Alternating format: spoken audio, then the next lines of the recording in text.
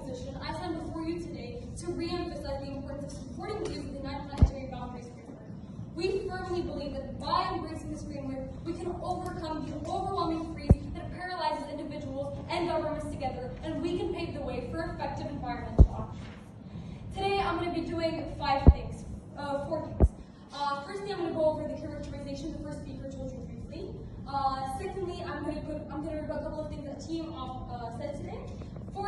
Thirdly, I'll turn my arguments concentrating on the governmental implications as the first speaker covered the other aspects. My argument will be about the informed decision making for effective environmental policies. And lastly, I'm going to be doing some necessary weighing to prove that our side of the world is the superior side. Okay, so the first speaker eloquently presented the overwhelming challenges that we face today as a society. With policymakers and individuals alike struggling to prioritize and take action due to the broad and the unlimited list of environmental issues.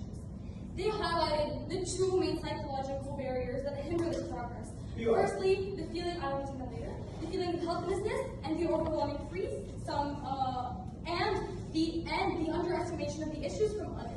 And it is precisely these barriers that the 9 planetary boundary framework seeks to address for a better world. For instance, by providing specific boundaries and quantifiable targets, this framework offers a unique feature of clarity and objectivity that seem often completely disregards. It shifts the conversation from vague notions to concrete objectives, enabling individuals and policymakers to focus on clear and measurable goals.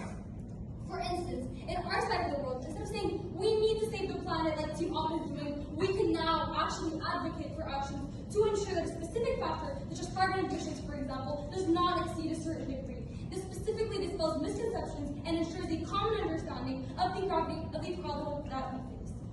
I will now be moving on to rebuttal quickly. So the speaker made several points, saying that this framework is filled with complex problems people simply do not care about is totally irrelevant. I'll be taking that later.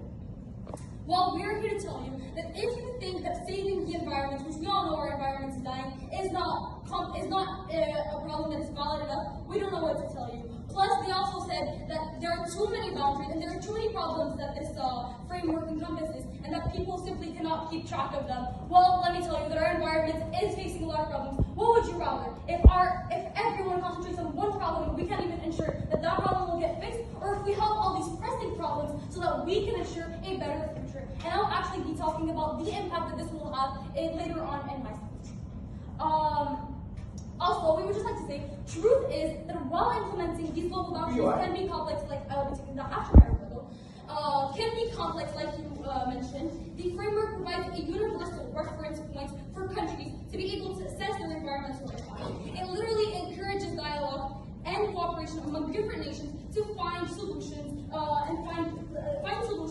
and they also have boundaries that they cannot cross, so they know what to do and what not to do. And this objectivity simply helps tremendously. Once again, truth is our environment is dying. Truth is having a plan is better than having no plan at all, because Team Up has completely failed to give us even an average plan at all, like even a substitute. Truth is people are more willingly to act when they see that their world is dying. Why does our side need to not have a plan and be vague? Why can't we get strong measurable conditions like in status quo like we already now have? Because you're saying that we should just continue like we are continuing, but truth is nothing is getting fixed. But with this 9 planetary boundary, governments know explicitly what to do. They know what to cross, what not to cross. They know how it's going to work, how not it's going to work. But with having a clear framework like this, we can ensure that our world will not die and that our environment will be saved. I'll now be moving on to my first argument. We strongly contend that this framework is a game changer in the realm of environmental policies, specifically addressing the long-standing issue of government's lack of clear goals and limited actions. We strongly contend that this framework enables government to make significant progress in addressing global environmental challenges by providing clear goals and promoting holistic thinking. Now, allow me to shed light on how this framework has revolutionized the landscape, has fostered collaboration, clear goal setting, and effective decision-making among governments.